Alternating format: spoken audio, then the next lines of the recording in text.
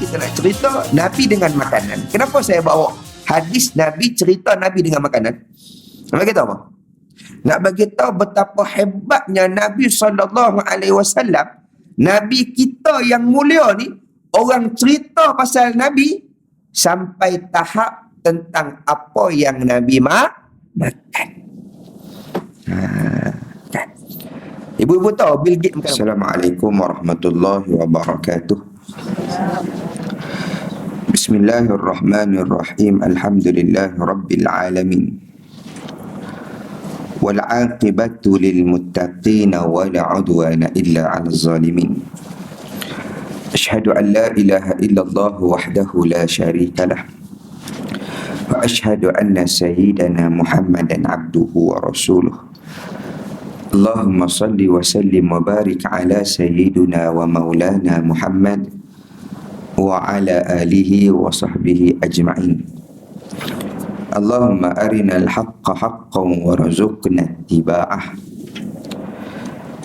Ya Allah, tunjukkan kepada kami yang benar itu benar, supaya kami dapat mengikutinya. Wa arinal batila batilan warzuqna ijtinabah. Dan tunjukkan kepada kami yang salah itu salah, supaya kami boleh menghindarinya. Rabbi ja'alna minal ladzina yastami'una al-qawla fayattabi'una ahsanah.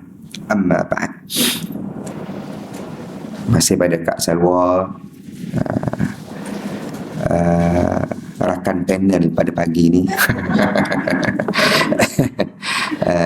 Seterusnya ada jawatan kuasa masjid dan ibu-ibu, ayah-ayah yang dirahmati oleh Allah. Sihat? Alhamdulillah. Alhamdulillah, syukur pada Allah Subhanahu wa taala, kerana dengan limpah dan kurnia daripada Allah Subhanahu wa taala masih lagi memberikan kita sedikit ruang dan sedikit kesempatan untuk kita sama-sama pada pagi ni kita duduk dalam majlis ilmu Allah Subhanahu wa taala.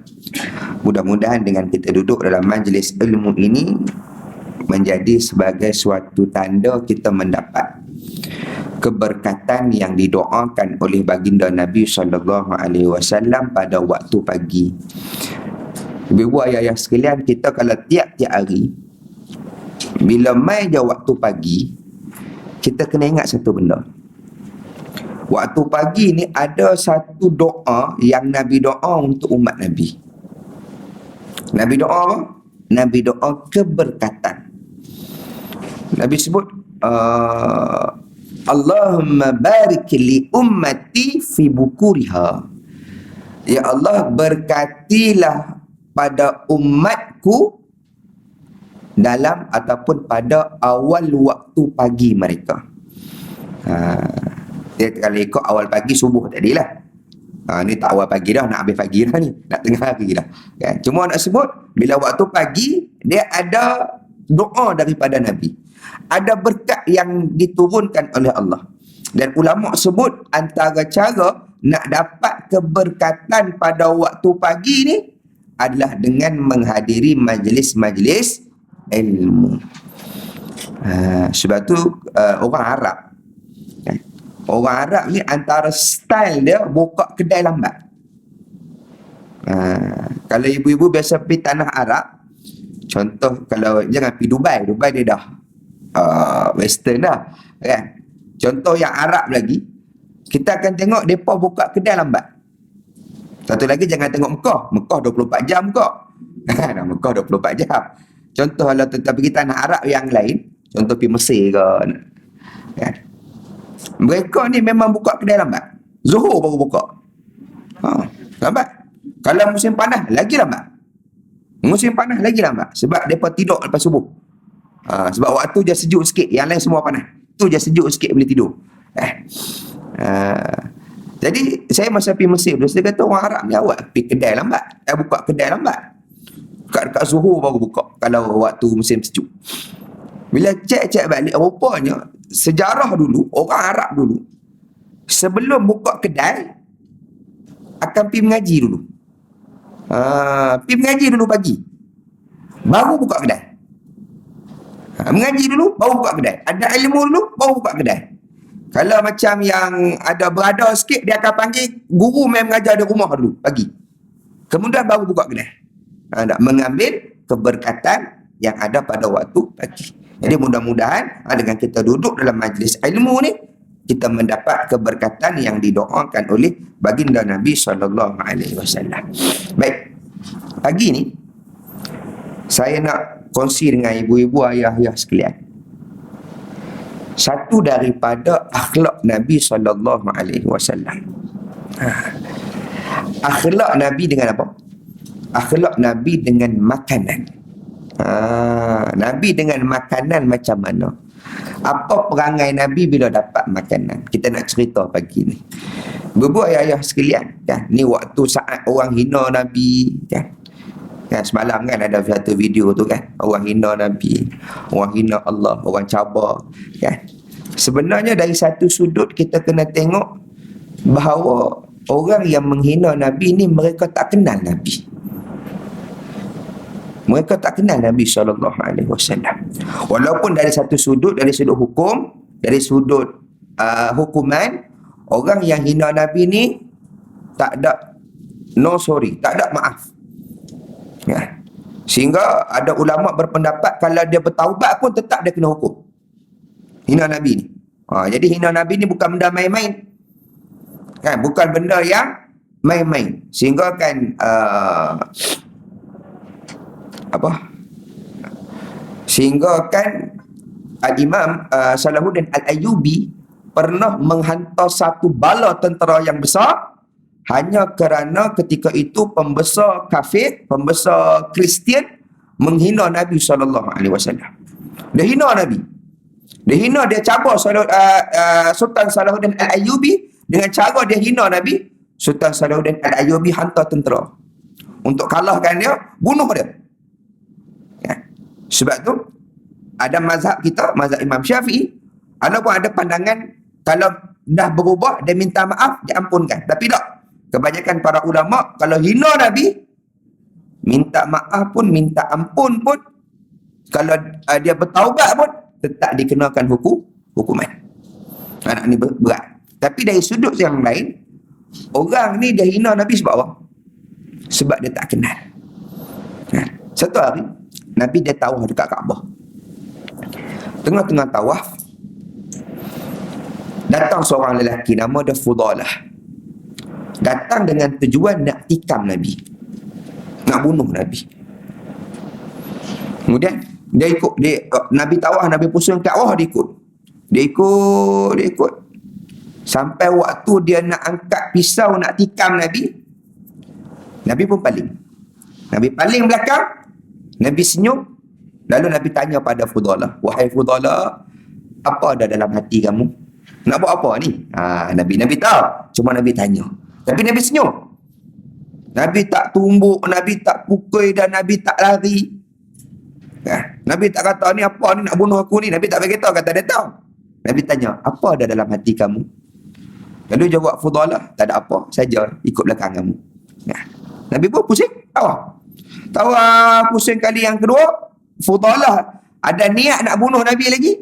Nabi paling lagi sekali. Nabi kata, wahai Fudalah, apa ada dalam hati kamu? Nak buat apa ni? Kata Fudalah lagi, tak ada apa ya Rasul, wahai Muhammad, tak ada apa, saja ikut belakang kamu. Nabi paling, Nabi jalan lagi, tawaf lagi. Nabi pusing lagi. Sampai kali ketiga, Fudalah bila dia nak tikam Nabi, Nabi paling, Nabi angkat tangan Nabi, Nabi letak dekat dada Fudalah. Nabi baca doa, kemudian Nabi angkat tangan. Lalu apa kata Fudalah?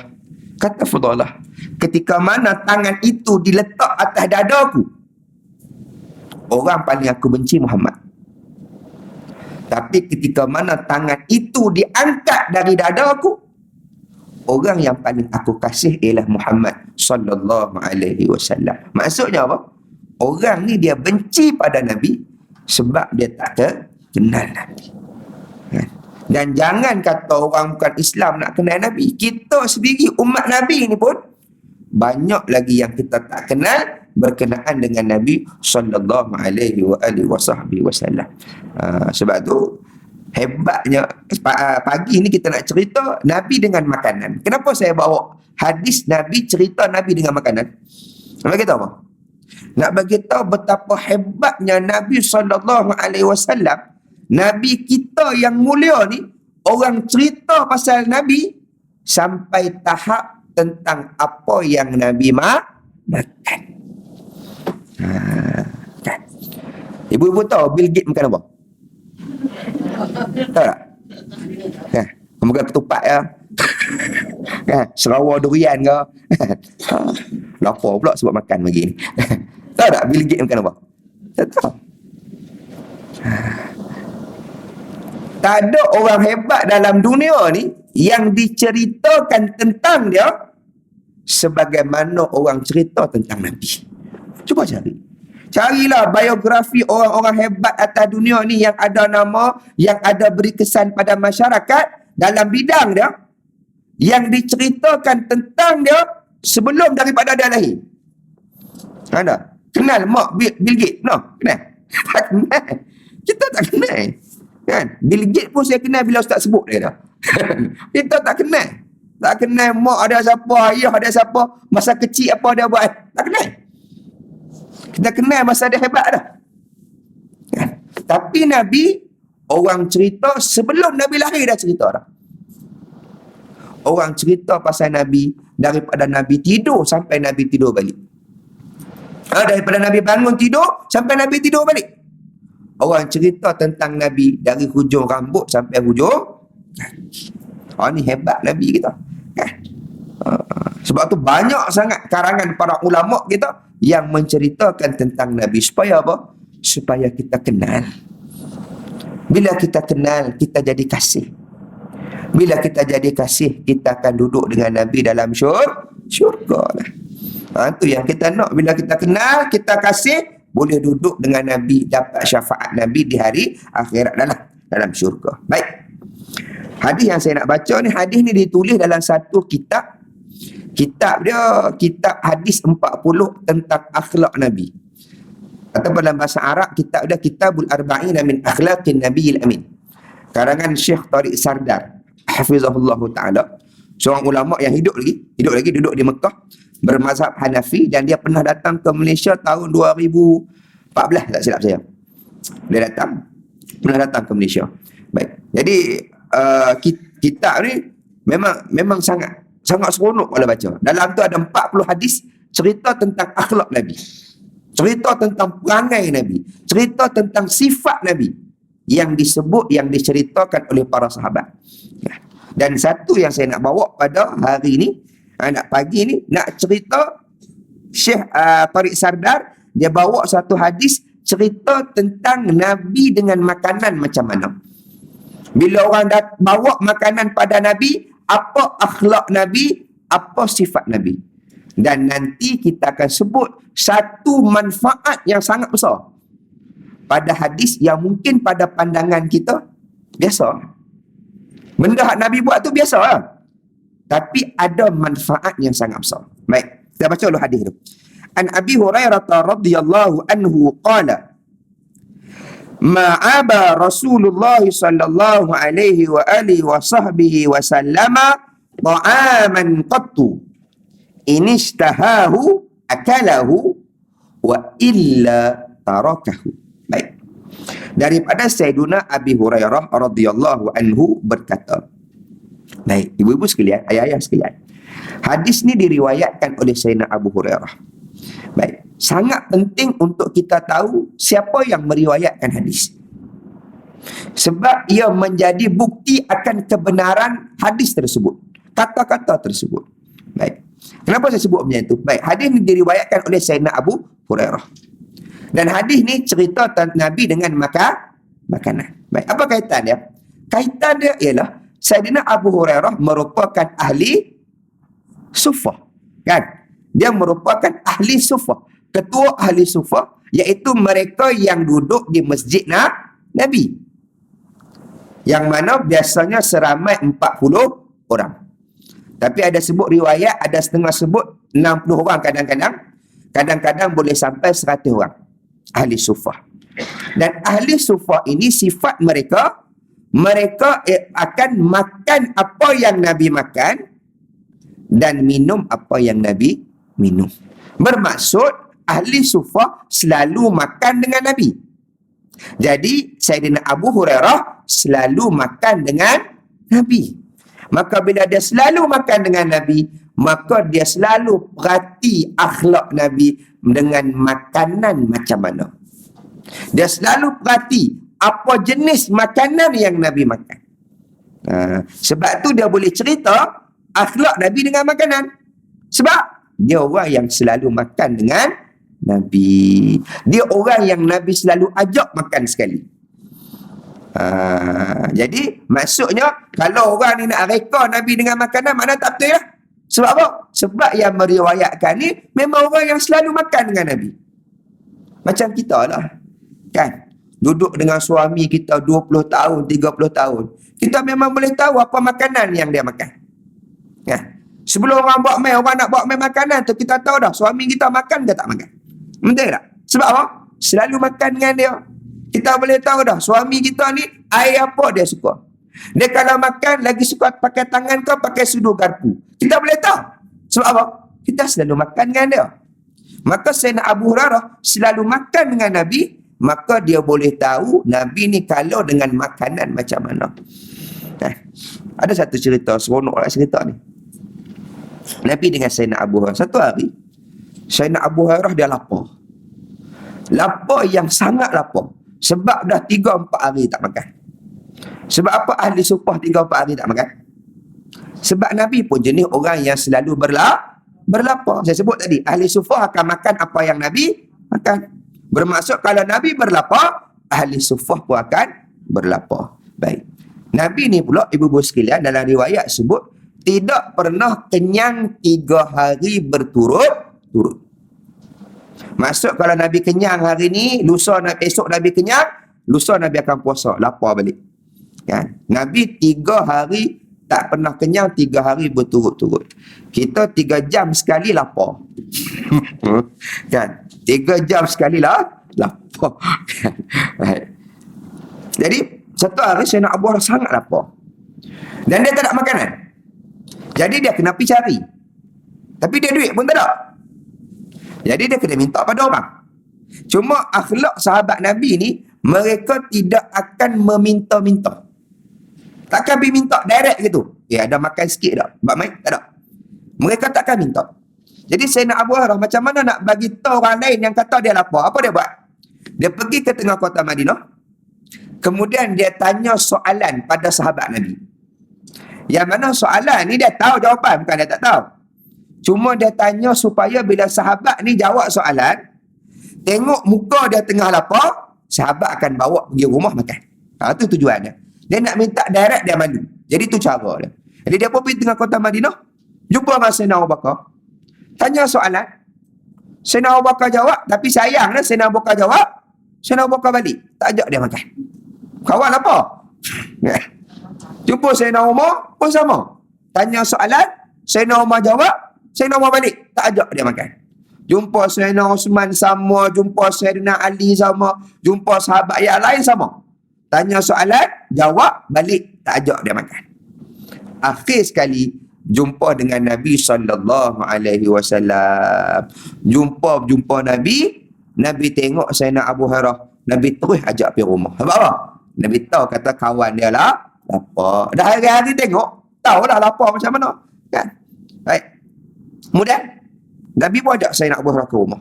Sampai di rumah, Nabi pun tanya pada Sayyidatina Aisyah, apa yang ada dalam rumah kita hari ini? Ini Nabi punyalah sederhana Nabi. Apa yang ada dekat rumah pun Nabi tak tahu. Kan?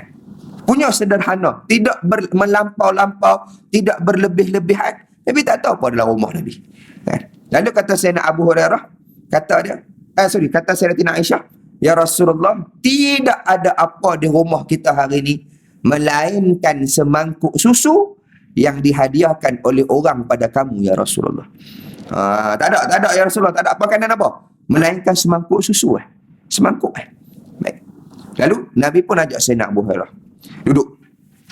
Semua waktu nak minum, Sayyidina Abu Hurairah tengok, ada semangkuk susu ni, kira kenyang lah. Aku minum sikit, Nabi minum sikit, kenyanglah 2-3 hari. Ya. Waktu nak minum, Nabi kata jangan minum lagi. Nabi kata pergi masjid, panggil semua ahli sufah mai minum sekali. Kata Sayyidina Abu Hurairah, sudah. Kawal apa? Susu semangkuk, panggil semua. Sebut dalam riwayat waktu tu ada sekitar 80 ke 100 orang. Nabi ajak minum sekali. Ibu-ibu jangan pergi buat lah. Jangan pergi buat. Balik ni dia mengaji, balik dia pergi buat. Tak boleh. Ini Nabi seorang yang boleh buat. Kita kalau buat pakai kena marah dengan orang lah. Lalu, sampai panggil. Saya nak orang panggil, pergi panggil. Panggil, main semua. Dan bila datang, Nabi suruh masuk 10. Masuk 10 orang. Kata Sayyidina Abu Hurairah, aku tengok 10 orang ni semua minum. Dan minum sampai kenyang. Makna bukan minum sikit-sikit seorang, tak ada. Nabi tak kata minum sikit seorang, biar cukup semua, tak ada. Semua minum sampai kenyang. Dan bila habis 10 orang, kata Sayyidina Abu Hurairah, aku tengok susu masih lagi banyaknya semangkuk. Tak berubah pun. Tapi 10 orang ni minum kenyang. Mai masuk 10 yang keluar pun sama. Sampai kenyang, keluar. Susu masih lagi tinggal semangkuk. Tak bergerak. Sampailah 10 yang ketiga, 10 yang keempat. Ibu-ibu buat kenduri kahwin boleh buat macam ni. Barulah lauk tak cepat habis. Ini kenduri pukul 12, pukul 2 habis dah ayam. Tak ada apa. Baik, masuk 10, habis 10. Semua minum. Kata Sayyidina Abu Hurairah, semua minum sampai kenyang. Dan susu masih lagi tinggal semangkuk. Tinggal semangkuk. Lalu tinggal Nabi dengan Sayyidina Abu Hurairah. Waktu kemudian Sayyidina Abu Hurairah nak minum, pendek cerita, Sayyidina Abu Hurairah suruh Nabi minum. Tolak dekat Nabi. Menghormati Nabi SAW. Tapi Nabi tolak. Nabi kata, kamu minum dulu. Tetamu yang pertama, tuan rumah yang paling akhir. Ini Nabi sebut. Ini akhlak yang Nabi ajak. Bila tetamu main rumah, mesti tetamu dulu. Baru tuan rumah. Dan ini dah akhlak orang Melayu kita. Lihat. Akhlak kita ni memang macam ni. Saya ingat lagi arwah mak saya. Kalau ada tetamu main rumah, kalau dia masak satu meja, kita biasa kecil-kecil tengok, lauk sedap ni. Payah lauk nak sedap macam ni. Kita pun nak makan sekali lah. Nak usik tu mak kita akan marah. Mak kata apa? Jangan makan. Nak makan, tunggu orang balik. Sekali lagi mana hak tinggal makan yang tu lah. Ataupun memang makan kat dapur. Mak dah siap kat dapur. Jangan usik yang tetamu. Ni akhlak yang Islam aja. Apa dia? Mesti tetamu makan dulu. Baru tuan rumah. Walaupun waktu tu, siapa lagi mulia? Nabi lagi mulia pada Sayyidina Abu Hurairah. Tapi disebabkan Sayyidina Abu Hurairah ni tetamu, maka mesti dia minum dulu. Lalu Nabi pun suruh Sayyidina Abu Hurairah minum. Sayyidina Abu Hurairah pun ambil minum. Dia pun minum. Tapi dia minum tak banyak mana lah. Dia segan. Segan dengan Nabi. Sebab Nabi tak minum lagi. Dia pun minum dalam 3-4 teguk, dia pun letak. Dia pun tolak dekat Nabi. Nabi tolak balik. Nabi kata, minum. Lapar lagi tu. Nabi kata. Sayyidina Abu Hurairah pun ambil, minum. Minum agak dia rasa sampai kenyang. Dia rasa kenyang dah, cukup dah. Dia pun letak. Dia pun tolak dekat Nabi. Nabi tolak balik. Nabi kata, minum lagi. Lapar lagi tu. Sayyidina Abu Hurairah pun minum balik lah. Ambil, minum lagi. Minum sampai agak dia rasa betul-betul kenyang. Memang tak boleh masuk lah. Dia pun letak, dia tolak kat Nabi. Nabi tolak balik. Nabi kata, Nabi kata, minum lagi. Lapar lagi tu. Lalu kata Sayyidina Abu Hurairah, ya Rasulullah, aku rasa susu ni nak keluar dah daripada telinga dengan hidung aku, ya Rasulullah. Cukup dah, kenyang dah. Padahal kamu pula minum, ya Rasulullah. Ni nak cerita Nabi dengan Sayyidina Abu Hurairah. Selalu makan bersama. Baik. Jadi, apa kata Sayyidina Abu Hurairah? Cerita tentang akhlak Nabi dengan makanan. Apa kata Sayyidina Abu Hurairah? Kata Sayyidina Abu Hurairah, ma'aba Rasulullah sallallahu alaihi wasallam ta'aman qattu. Kata Sayyidina Abu Hurairah, Nabi sallallahu alaihi wasallam tidak pernah sesekali mengeji makanan yang dibawa pada Nabi. Nabi tak pernah keji. Sekiranya baginda inistahahu, sekiranya Nabi nak makanan tersebut, akalahu, Nabi akan makan. Orang bak main makanan, Nabi berkenan, Nabi selera dengan makanan ni tadi, Nabi akan makan. Wa illa tarakahu. Dan sekiranya Nabi tak berkenan, biasalah Nabi manusia, ada benda Nabi suka, ada benda Nabi tak suka. Ada benda Nabi makan, ada benda Nabi tak makan. Kalau tak suka, kata Sayyidina Abu Hurairah, tarakahu, maka Nabi akan tinggalkan makanan. Nabi tak usik. Nabi tinggal, Nabi tak usik tanpa Nabi cakap apa-apa. Tanpa Nabi kata apa-apa pada makanan tersebut, tanpa Nabi merendah atau mengaibkan makanan tersebut.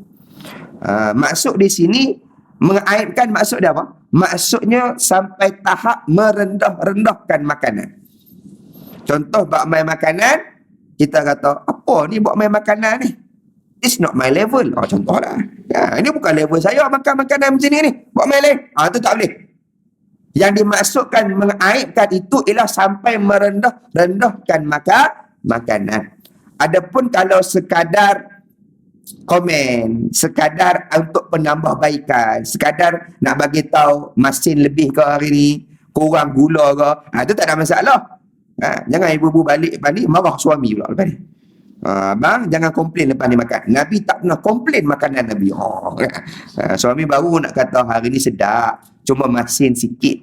Nak cakap masin sikit lah. Dia kata, abang, Nabi tak pernah aibkan makanan. Abang jangan aibkan makanan yang saya masak. Tak boleh. Bukan maksud dia apa? Maksud merendah-rendahkan. Bukan komen. Kalau komen tu tidak ada masalah. Yang tak boleh, merendah-rendahkan makanan. Ya, baik. Jadi Nabi tak merendahkan makanan yang mai pada Nabi SAW. Baik. Kalau Nabi makan, Nabi suka, Nabi makan. Kalau Nabi tak suka, Nabi tak makan. Nabi meninggalkan makanan tersebut. Baik. Ibu-ibu, ayah-ayah sekalian. Kata para ulama, kita dengar hadis ni biasa kan? Biasalah, orang lain pun sama. Kalau makanan mai, suka, makan lah. Tak suka, tinggal. Tak usik. Biasalah bagi kita kan? Tapi kata para ulama, manfaat yang paling besar daripada hadis ni apa? Kata para ulama, kalau dengan makanan pun Nabi jaga lidah Nabi, Nabi jaga lisan Nabi, apatah lagi dengan manusia. Ini ulama ambil manfaat paling besar daripada hadis ni. Walaupun cerita tentang makanan, manfaat paling besar. Kalau dengan makanan pun Nabi jaga lidah, dengan manusia lebih kita kena jaga lidah. Itu manfaat dia paling besar. Itu pengajaran paling besar daripada hadis ni. Dalam hidup ni kita kena jaga lidah. Ibu-ibu sekalian, lidah ni anggota paling senang buat kita buat dosa besar. Kita kalau nak buat dosa besar yang lain susah. Betul tak? Contoh kita nak merompak, takkan ibu-ibu merompak. Payah nak merompak ni, ingat senang kan? Saya ada seorang kawan bekas peragut. Dulu dia peragut, dia mengaku, Ustaz, saya dulu peragut, cuma tak pernah kantoi. Tak pernah kena tangkap dia. Tapi dah berubah lah, dah kahwin, dah berubah lah. Saya kata, senang tak? Dia kata, susah meragut ni Ustaz. Silap-silap cara kena tangkap. Silap-silap cara nak tarik beg orang, kita yang jatuh motor dia tau. Jadi kena ada teknik. Memang kena ada teknik. Saya training setahun dia kata. Nak meragut setahun training. Maksudnya apa? Nak buat dosa meragut tu, dosa besar, merompak tu, susah. Orang kalau nak berzina, susah. Bukan senang-senang boleh. Bukan senang-senang. Tapi lidah paling senang buat dosa besar. Tidak. Kadang-kadang kita tak sedar pun kita buat dosa besar. Apa dia? Mengumpat. Lidah kita ni mengumpat ni dosa besar. Anggota lain nak buat dosa besar lain cukup susah. Sebab kita tahu benda tu dosa besar. Tapi lidah kadang-kadang tak sedar kita terbuat dosa besar, iaitu dengan mengumpat, caci, fitnah dan sebagainya. Sebab tu lidah ni benda paling kita kena jaga. Dan sebab tu juga Nabi sebut dalam hadis, setiap hari, cuma kita je tak dengar. Nabi sebut tiap-tiap hari, waktu pagi, anggota tubuh badan ni, hak lain ni, tangan, kaki, mata, apa semua ni, akan pesan pada lidah. Akan pesan pada mulut, bagi tahu pada mulut, hari ni tolong jaga diri kamu sikit. Jangan sebut benda-benda yang boleh menyebabkan kami kena bakar dalam api neraka. Tiap-tiap hari, anggota kita ni pesan kat lidah. Bagi tahu dekat lidah kita, jangan cakap yang tak elok. Jangan cakap sembrono. Jangan cakap yang bukan-bukan, yang menyebabkan kena bakar dalam api neraka. Sebab kalau kena bakar dalam api neraka, bukan lidah je kena bakar, semua kena bakar. Dan Nabi juga sebutlah satu hadis yang lain. Di hari akhirat, bila Allah azab seorang ni, masukkan dia dalam api neraka, anggota tubuh badan yang lain ni semua akan marah pada lidah. Masa atas dunia nasihat kan, akhirat marah terus. Akan marah pada lidah. Tangan marah, kaki marah, lidah, mata marah, perut marah, semua marah. Marah kata apa? Sebab kamulah lidah, kami kena bakar sekali dalam api neraka. Sebab tu lidah ni paling senang bawa kita masuk dalam api neraka. Sebab tu Al-Imamul Ghazali rahimahullahu ta'ala punyalah, dia nak ajar kita ni, kalau tak ada benda yang kita rasa tak bermanfaat, jangan cakap. Senyap. Diam. Tak? Sampai tahap dia kata apa? Sampai tahap dia cerita, kita ni kalau bercakap, jangan kata yang tak bermanfaat. Kalau kita tanya orang satu soalan saja, satu soalan, soalan itu akan memberikan 4 keburukan kepada orang yang ditanya. Satu soalan. Imam Ghazali bagi contoh apa? Soalan dia. Soalan dia, kita tanya pada orang, hari ni puasa sunat ke tidak? Kalau ikut kita biasalah kan? Biasa tanya kawan, hari ni main kuliah tak? Contohlah. Kan? Kita tanya, hari ni dah sembahyang sunat ke dah sembahyang duha? Biasa lah. Tapi kata Imam Ghazali, soalan ini akan memberikan 4 keburukan pada orang yang ditanya. Apa yang pertama? Yang pertama, kalau orang yang ditanya tu dia jawab, ya, saya puasa, dengan riak. Dia jawab dengan riak, ya, saya puasa. Come on lah, ustaz kot. Takkan ustaz tak puasa? Contohlah, dia jawab. Dia jawab dengan riak. Maka kata Imam Ghazali, itu telah merosakkan amalan yang dia buat. Tadi dia buat ikhlas, tiba-tiba dia jawab dalam keadaan riak, maka itu telah merosakkan amalan dia. Tadi Allah dah tulis pahala. Malaikat dah catat pahala, tiba-tiba padam balik. Sebab apa? Riak. Satu soalan je merosakkan amalan orang ni tadi. Satu. Nombor 2, kata Imam Ghazali, kerosakan yang kedua yang dibuat apabila kita tanya orang satu soalan. Kedua, kalaulah kawan ni jawab, ya, saya puasa, dia tak jawab dengan riak, dia cuma jawab, ya, hari ni puasa, alhamdulillah saya puasa. Kata Imam Ghazali, itu telah merendahkan darjat amalan dia. Sebab apa? Tadi orang tak tahu. Tadi tak ada orang tahu dia puasa.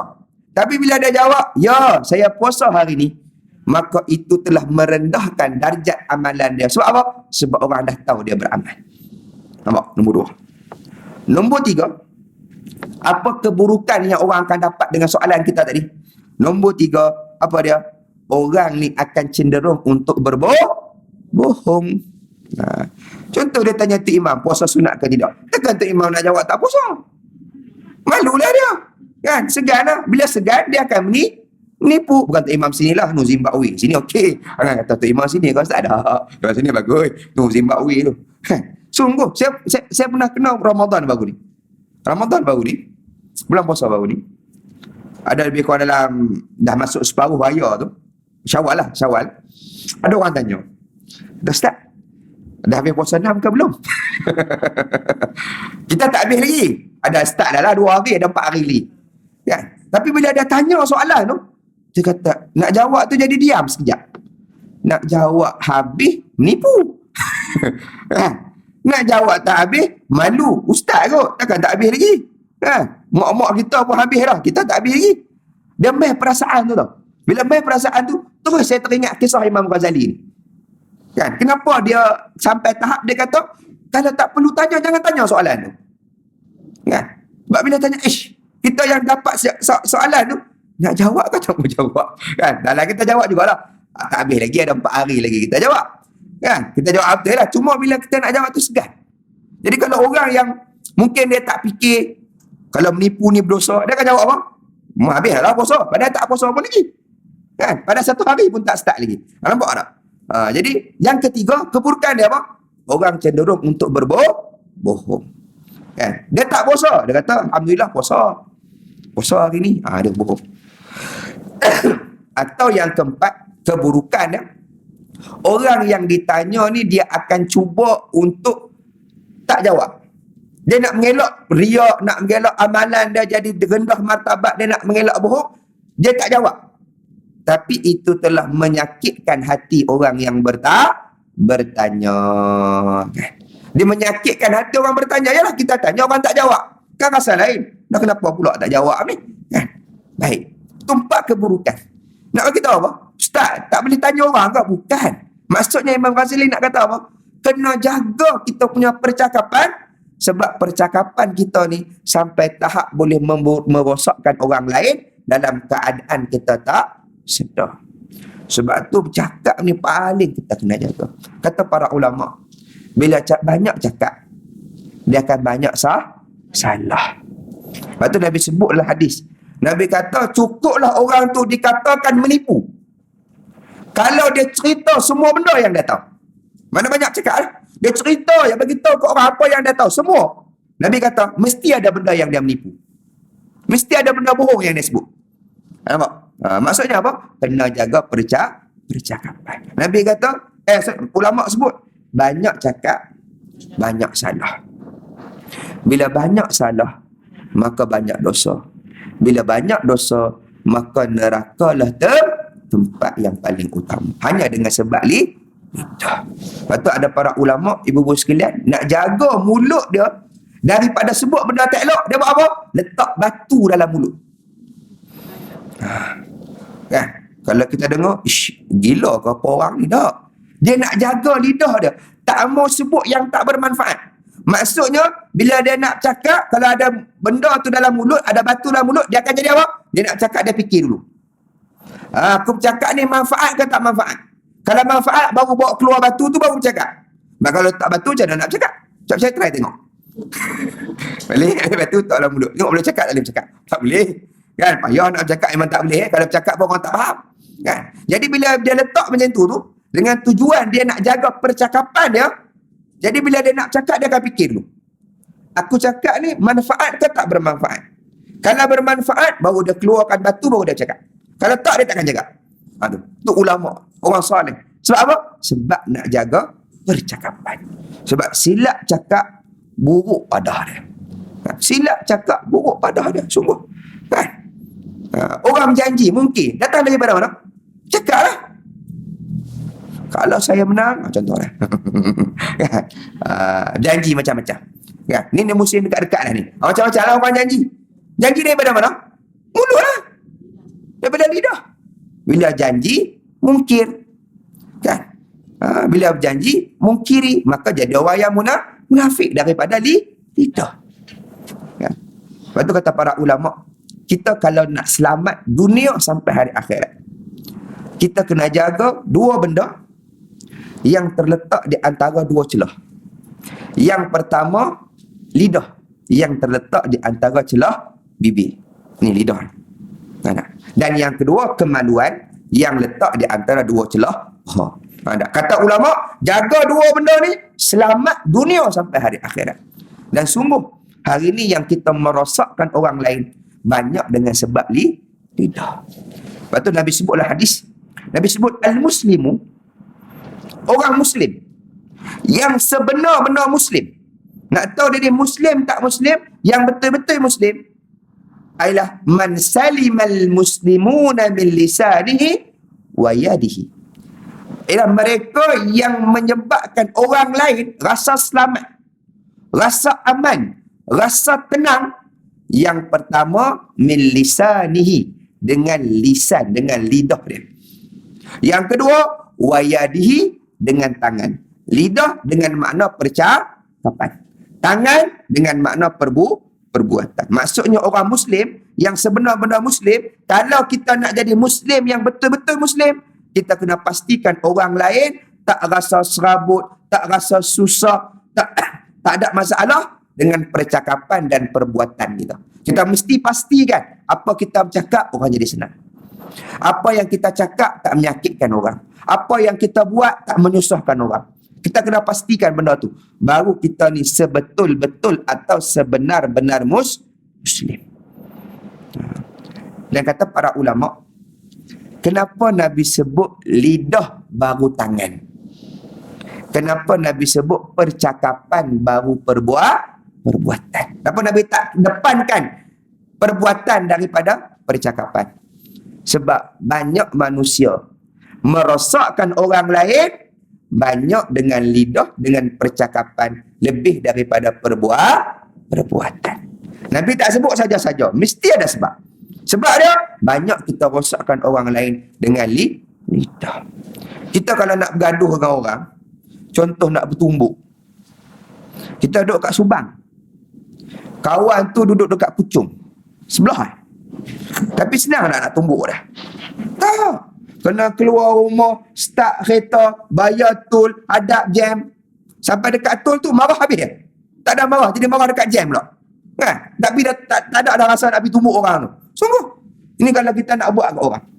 Nak kena bergerak, nak kena berjalan, nak kena keluar, modal keluar lagi. Tapi kalau lidah, kita duduk kat Malaysia, kawan kita kat London boleh terasa dengan percakapan kita. Walaupun jarak sikit punya jauh. Nak sebab apa? Mudahnya lidah ni menjerumuskan kita masuk dalam api neraka Allah Subhanahu wa ta'ala. Sebab tu kerja nak jaga lidah ni bukan senang.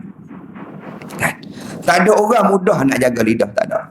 Ustaz ke, tu imam ke, siapa ke, ini benda paling payah.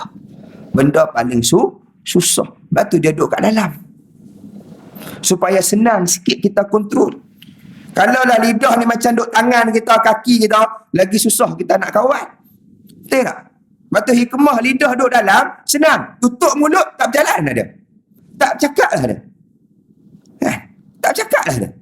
Tutup mulut, siap. Kalau orang boleh bercakap, mulut tutup. Tak ada. Sebab tu dia hikmah lidah ni duk dalam, sebagaimana hikmah hidung kita, lubang hidung ke bawah. Bawa lubang hidung kita ke atas. Jenuh nak keluar rumah. Jenuh. Tak payah tunggu COVID, hujan dia, tak keluar rumah. Kalau lubang hidung kita kat atas, hikmah ada ke bawah. Kenapa? Maka begitu kenapa lidah kita duduk dalam mulut, tak duduk di luar, supaya mudah untuk kita kawal. Tapi payah, susah. Sebab tu manfaat yang paling besar yang disebut dalam hadis yang kita baca pada pagi ni, ada nak cerita pada kita, ada berkenaan dengan kalaulah dengan lidah pun Nabi SAW jaga, kalau dengan makanan pun Nabi jaga lidah, apatah lagi dengan sesama manusia. Lepas tu kena elak mengumpat, fitnah, cakap bohong, lagi-lagi bercakap bohong. Bila kita bercakap bohong ni, Nabi sebutlah hadis, kita bila bercakap bohong, malaikat lari daripada kita. Malaikat akan lari. Sebab apa? Sebab sewaktu kita bercakap bohong, ni kesan daripada lidah ni. Bila kita bercakap bohong, mulut kita sedang mengeluarkan bau yang sangat busuk, yang dibau oleh malaikat. Sebab tu malaikat pakat lari jauh. Bila kita bohong, malaikat duduk jauh, tak main dekat dengan kita. Sebab tu jangan bohong, tak ada berkat dalam hidup kita. Kita bila bohong, tak ada berkat dalam hidup. Sebab malaikat tak main dekat dengan kita. Malaikat jauh. Sebab dia bau-bau yang sangat busuk, yang mana hanya malaikat je bau, orang tak bau. Kalau kita bau, kita pakat lari-lari sama-sama kita, sebab masing-masing bau. Kita akan pakat lagi, tak ada duduk dekat dengan kita sama-sama kita ni. Tapi malaikat je yang bau. Sebab apa? Sebab bohong. Bila bohong, mengeluarkan bau yang busuk hakikatnya, cuma kita tak bau. Ada ni kesan daripada lidah. Maka sebab tu jangan fitnah. Sebab fitnah ni bila dah jadi, nak kontrol payah. Tidak? Ingat ada cerita apa? Hak merompak dekat masjid tu, yang kata nak beli ubat nenek dia sakit. Kita dengar marah habis dekat tu imam. Habis fitnah tu imam, fitnah masjid. Last sekali apa? Rupanya fitnah. Atuk dia kata apa? Jangan kata beli ubat nenek dah. Duit nenek dah pun dia rembat. Kan? Duit nenek nak pergi umrah pun dia ambil. Mana sebelum kena scam haji tu, dia scam dulu nenek dah. Dia ambil dulu nenek dia nak pergi umrah. Tak jadi nenek tu pergi umrah. Datuk dia kata nak beli ubat apa? Duit nak pergi umrah pun dia ambil. Tapi sebelum tu orang kata apa dah kat imam ni? Macam-macam orang fitnah tu imam. Tu imam tak ada hati perut. Kenapa tak bagi dia makan? Kenapa tak tanya dia dulu? Awak pergi siram dia macam jenazah. Ni orang kata kat tu imam. Kita hak biasa jadi AJK masjid ni kita tahu dah. Ini sah mak dadah ni. Kita tahu dah. Kita tengok cerita tu pun kita tahu dah. Ini penagih ni. Sebab orang waras tak ada pergi ambil duit dekat masjid. Biasa orang tak waras. Ya. Tapi fitnah. Akhirnya apa? Jadi keburukan. Lepas tu ada satu hari. Lah, saya tutup. Sebelum saya tutup. Ni nak cerita fitnah. Kesan daripada lidah. Satu hari ada seorang ni dia, sebelum tu dia suka untuk fitnah seorang syekh ni, seorang guru ni. Tapi satu hari dia bertaubat. Bila bertaubat, dia main jumpa dengan syekh ni. Dia kata, wahai tuan guru, aku nak minta maaf. Aku banyak fitnah kamu sebelum ni. Tuan guru kata, boleh. Aku boleh maafkan. Tapi dengan satu syarat. Dia kata, apa syarat dia? Aku sanggup buat apa? Janji kamu maafkan aku. Dia kata, besok main jumpa aku. Datang. Bawa pada saya satu bulu ayam. Apa panggil apa? Penjodoh bilangan dia apa? Sebuah. Bukan sebuah. Sebatang lah. Sebatang bulu ayam. Ya. Ada cikgu sini. Kalau salah. Cikgu BM lah. Satu lah sebatang bulu ayam. Dia kata apa main? Dia pun pelik. Kenapa nak kena bawa main bulu ayam? Nak rotan aku ke apa kan? Nak rotan saya ke? Tapi besok dia bawa. Bila dia bawa? Sampai dekat Tok Guru ni. Tok Guru ni kata, sekarang aku nak kamu balik. Sambil kamu balik, kamu cabut bulu ayam ni. Yang ada dekat batang ni. Cabut. Cabut. Cabut satu-satu. Saat lagi dah habis cabut, kamu patah balik. Kutip balik apa yang kamu cabut. Kawan ni pun, kenapa pula? Tapi dia buat jugalah, dia nak minta maaf. Dia pun buat, cabut. Tak ada 5 minit, habis. Dia cabut. Kemudian habis dia cabut, dia sampai rumah, dia patah balik, nak kutip balik. Bila dia nak kutip balik, tak senang macam dia cabut tadi. Tadi dia cabut, tak ada 5 minit pun. Habis semua. Ini bila dia nak main kutip balik, sampai-sampai kat Tok Guru ni, adalah 5-6 helai je dia dapat. Yang lain habis dah, tiup dia angin, bawa dia kereta, sepak dia orang. Yang dia bawa dengan Tok Guru, ada 5-6 helai yang dia dapat. Hal lain semua hilang. Lalu bila dia sampai depan Tok Guru, dia kata, Tok Guru ni je yang saya dapat. 5-6 helai. Lalu kata Tok Guru, itulah kesan daripada fitnah. Rupanya Tok Guru nak ajar dia. Fitnah yang kamu buat ni, walaupun kamu main minta maaf dengan aku, minta ampun, taubat, tapi kesan dia macam tadi. Nak tabur fitnah, senang macam mana nak cabut bulu ayam. Tapi bila kamu nak tutup fitnah balik, susah macam mana kamu nak kutip balik bulu ayam yang kamu cabut tadi. Sebab apa? Habis dah disebar. Itu zaman dulu. Sekarang lagi senang. Ada WhatsApp. Kena pula ada grup. Grup pula banyak. Grup tadika ada. Tadika pula umur 5 tahun ada. Umur 6 tahun ada. Lepas tu sekolah rendah. Darjah 1 sampai darjah 6. Darjah 1 tu pula ada 3 kelas. 3 grup WhatsApp. Kena pula jenis pindah-pindah sekolah. Darjah 2 saja. 3 sekolah dia. Tu. Universiti lagi. Dekat tempat kerja lagi. Tempat kerja pula ada grup WhatsApp dengan bos satu. Yang bos tak ada satu. Itu biasalah kan. Nak mengumpat bos kat situ. Bos ada satu, bos tak ada satu. Jabatan ni satu, jabatan tu satu. Program ni pula satu lagi. Ada satu fitnah. Kita pun share. Walaupun sekarang WhatsApp, kalau grup tu boleh share satu grup. Tapi dalam grup tu ada 2 katil orang. Satu tekan je. 2 katil orang boleh baca fitnah yang kita sebar. Sebab tu fitnah nak sebar susah senang. Nak kutip balik, nak tutup balik fitnah yang kita buat tu susah. Sebab tu Nabi bagi pesan, fitnah jangan bagi dia bangun. Sebab kalau bangun, payah nak suruh dia tidur balik. Dia macam anak kita hak lasak lah. Fitnah ni macam anak kita hak lasak. Kita tunggu tu dia tidur bila. Sebab paling relax time dia tidur. Dan kalau dia tidur, kita akan pastikan dia tak bangun. Sebab kalau dia bangun, kita penat balik. Betul tak? Fitnah macam tu. Nabi kata, jangan bagi dia bangun. Sebab kalau dia bangun, dia akan membawa kerosakan, dia akan payah nak tutup balik. Ni fitnah datang daripada lidah.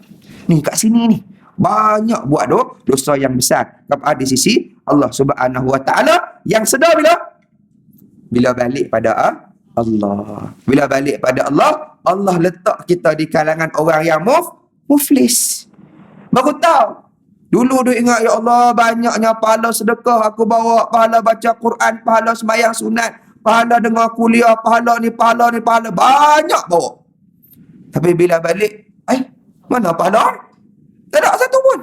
Baru kita sedar, rupanya banyak dirosakkan oleh lidah kita. Jadi, ibu-ibu sekalian, itu manfaat yang kita dapat daripada hadis yang saya bacakan tadi.